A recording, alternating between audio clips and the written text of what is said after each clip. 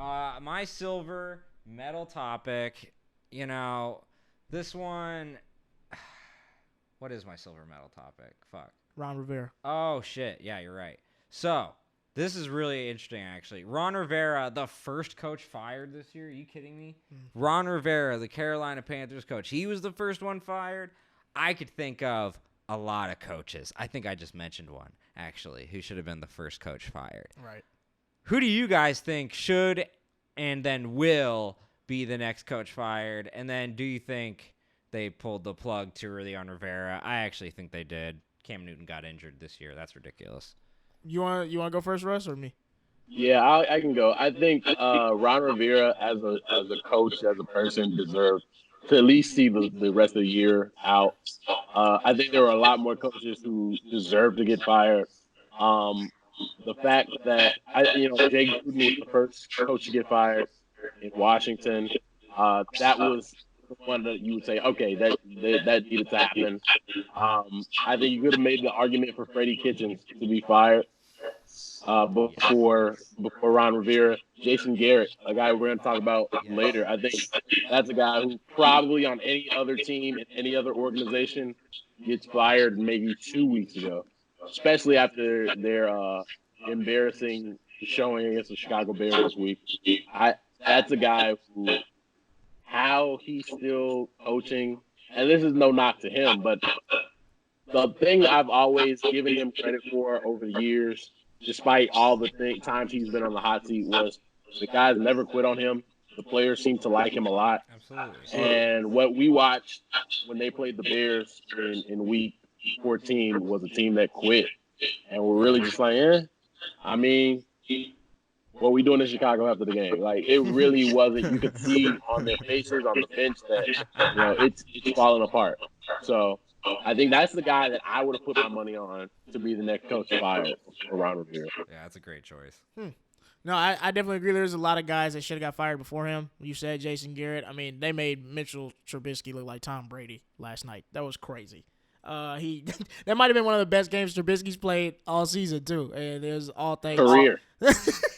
Complete game too. Had a running touchdown, passing touchdown. He did it all. No, he played really well. Efficient. He can use the Cowboys for that. Should be his audition tape whenever he's out of work.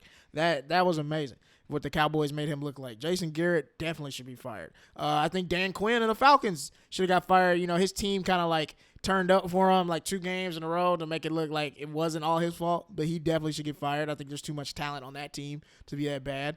Like you said, Freddie Kitchens as well. But here's my thing with Ron Rivera. I do think, okay, maybe, yeah, they should have gave him the respect of letting him finish the season out. But honestly, they should have fired him last year.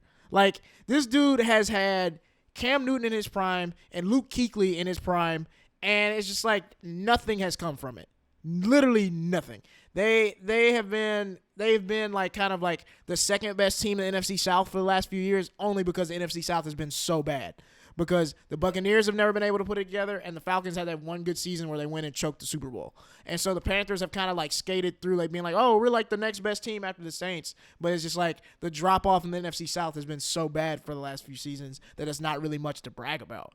And so I think he's had so many chances to win with this team and to even have like a bright spot like a Christian McCaffrey that has turned into probably the best running back in the league right now. Like, it's just amazing. And so, and he hasn't done anything with these tools. And it's just like we were talking about with the Browns, creating a system around your best players. I mean, I watched a video where it's just like, the reason Luke Kuechly isn't making tackles is because he's getting all the players in position before the ball is even snapped. He's yelling back and forth to the bench, placing guys where they need to go, and then he has to go play linebacker as well right after doing all of that. And that's coaching right there. That is coaching. Your best player can't even be a player because he's having to do your job on the field.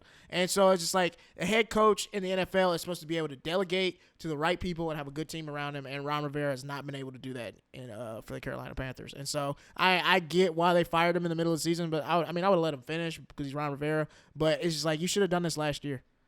I actually, you make a lot of good points, Niles, but think about this too. He also took an undrafted rookie quarterback and took him to at least to a salvage season. It was actually a pretty decent job. I could think of a lot of guys who deserve to get fired more that we haven't even mentioned yet. Adam Gase for the Jets, Yeah. who has lost to 2 winless teams this year, which is just incredible. Also true.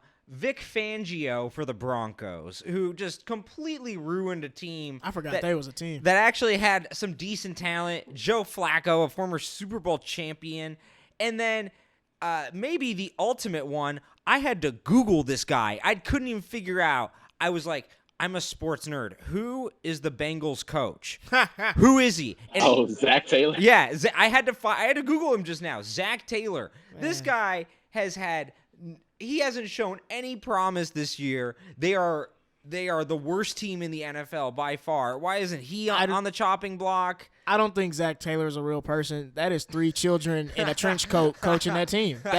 Zach Taylor is not a real person. That's a Madden creator coach. That's literally a name some kids wrote on a name tag and put on a trench coat, and that's what they're coaching the Bengals right now. Is he a hologram? Yeah.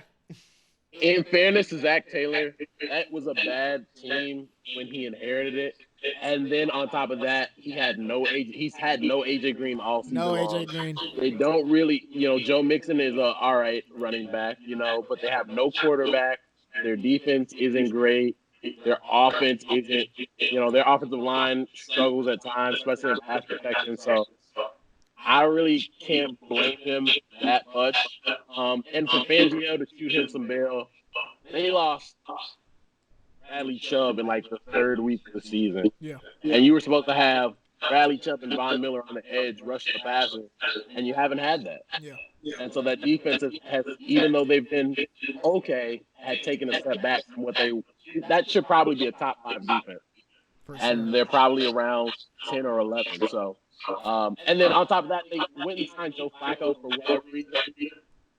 And that's terrible, as we saw. So now Drew Lock comes in. I've always liked Drew Lock as a quarterback prospect. He got injured, so he couldn't play right away. So let's see what he does down the stretch. But no, there's some guys that I think should be for those guys. You guys could say, oh, Zach Taylor and all these other people, they didn't have this or that. Brian Flores, who coaches the Miami Dolphins, had his whole team shipped out like a couple weeks before he started. And right now, he had his kicker throw his touchdown to his punter, okay? You can find a way to score in any way in this league. You can win 3 games with no players. And so what I'm saying is, with Zach Taylor and a couple of the other guys, yes, there's going to be adversity that you face. Show me some promise. Show me where you win a game where you're supposed to lose a game. There's a couple people who are on bad teams like Brian Flores, terrible team. He actually showed me, wow, he could actually win a game with his coaching decisions. I'm seeing player development. With a couple of these guys, you're seeing player regression, and you're just seeing you're seeing their decisions squander games. So it's just frustrating. It's about as bad as I've ever seen NFL coaching. Can I throw a hot take coach that I think should get fired? Sean McVay. Fire him. He can't do it, coach. He can't do it. He can't do it. It was smoke and mirrors. They got that lucky call against the Saints. They just added Jalen Ramsey and got worse. Fire him. Even hotter take, fire Nick Saban. How dare you lose to the Auburn? What are y'all doing, bro? Y'all are wilding right now. My silver was